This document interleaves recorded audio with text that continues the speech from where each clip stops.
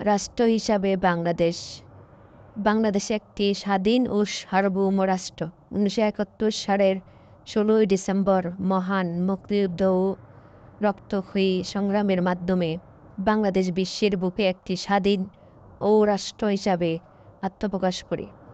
একটি রাষ্ট্র হিসাবে প্রতিষ্ঠিত হওয়ার জন্য যেসব উপাদান দরকার সবগুলোই বাংলাদেশে রয়েছে।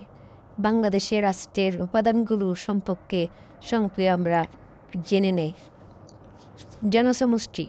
বাংলাদেশের জনসংখ্যা বিশাল। এর জনসংখ্যা বর্তমান প্রায় 16,98,28,911 জন 2022 সালের আদমশুমার অনুযায়ী।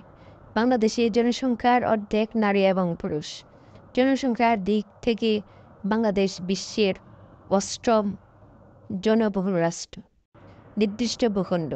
বাংলাদেশের একটি নির্দিষ্ট ভূখণ্ড রয়েছে। 1971 সালে স্বাধীনতা লাভের মধ্য দিয়ে আমরা এই ভূখণ্ডের সার্বভৌমত্ব অর্জন করেছি।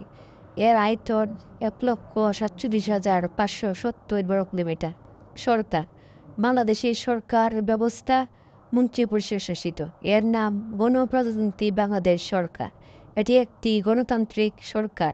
এই সরকার জনগণের ভোটে নির্বাচিত। সার্বভৌমত্ব। বাংলাদেশ একটি সার্বভৌম ক্ষমতার অধিকারী। এ ক্ষমতা বলে রাষ্ট্র দেশের সকল জনসমষ্টিকে নিয়ন্ত্রণ ও অন্য দেশের নিয়ন্ত্রণমুক্ত থেকে দেশ শাসন করে।